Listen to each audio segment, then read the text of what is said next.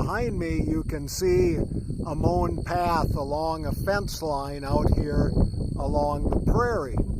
And it isn't just along one fence line, but it happens to go along a couple mown paths out here in the prairie. Not quite sure who did it or why they're out here, but they make for a marvelous place to go hiking. A couple Saturdays ago, a good friend of mine, Ryan, and I were out here trying to get some miles in on our feet as we're training for an event, a winter event that hopefully will take place, but that's yet to be determined. An event that will take place in January 2021 in Rice Lake, Wisconsin, called the Tuscobia Winter Ultra. And you may say, well, why are you out here now in August doing this? Well, training needs to come long before the event.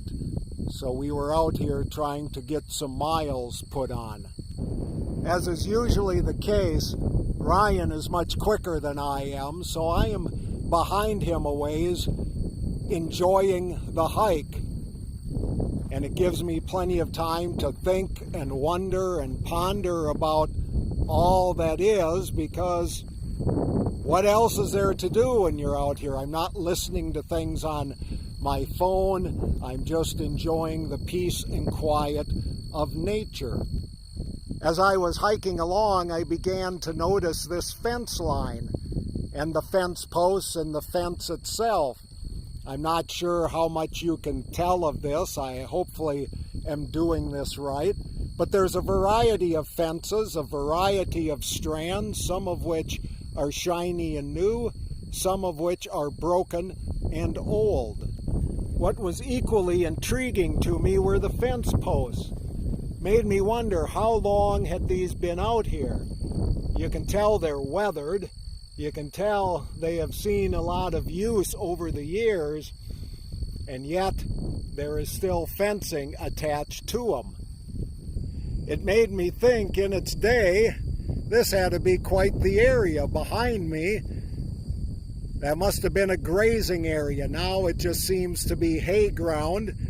I've not seen cattle out here a few times that I have been out here hiking and enjoying the countryside. Looking at the shape and the weathering and what has gone on with these poles makes me wonder, why are they still here? What are they doing? What have they seen?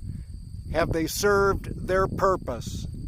This one in particular is quite intriguing. It made me wonder, was this one post at one time? Has it been two put together pretty closely?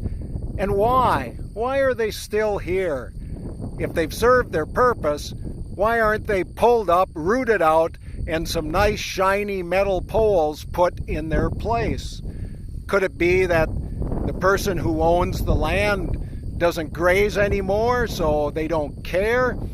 Could it be they don't have the money? Could it be that they just don't have time to fix fence?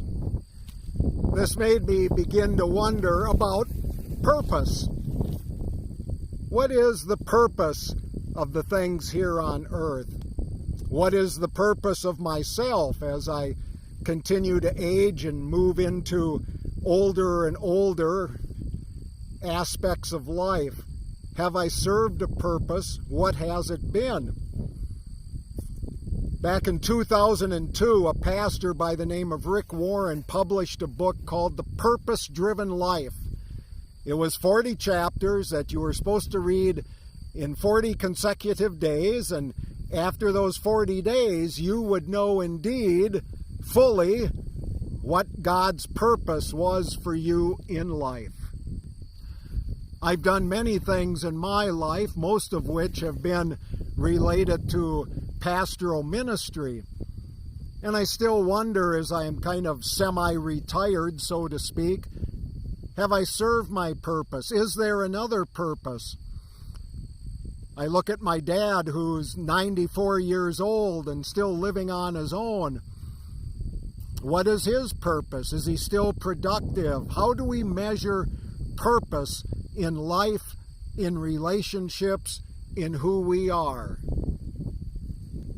Should we be rooted up, ripped up, set aside, saying, well, we served our purpose, so there you go.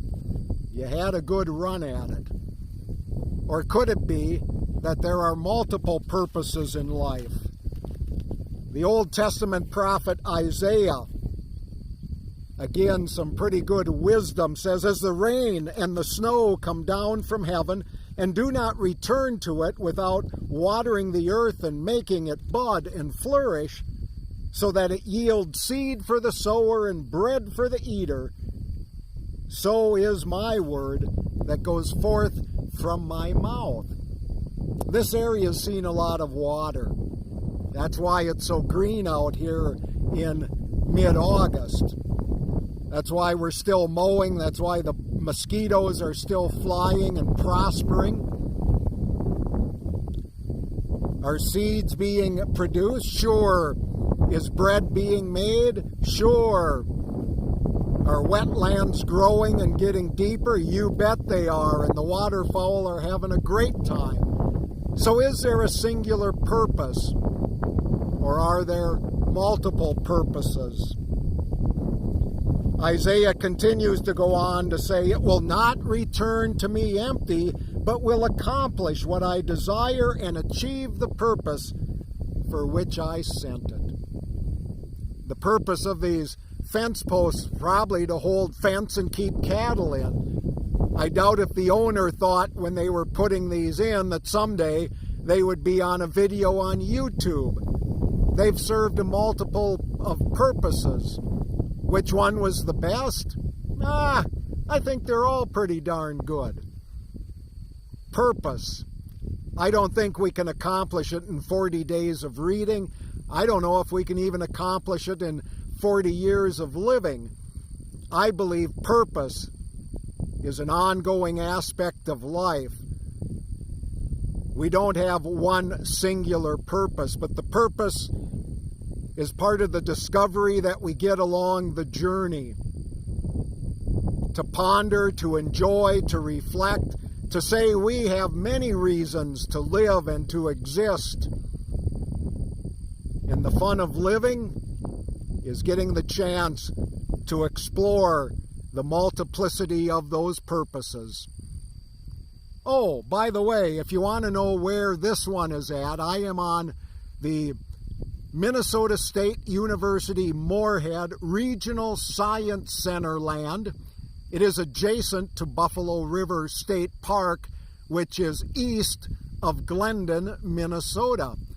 This is a great place to come out and hike and explore and just to enjoy the prairie and life. Thank you for watching.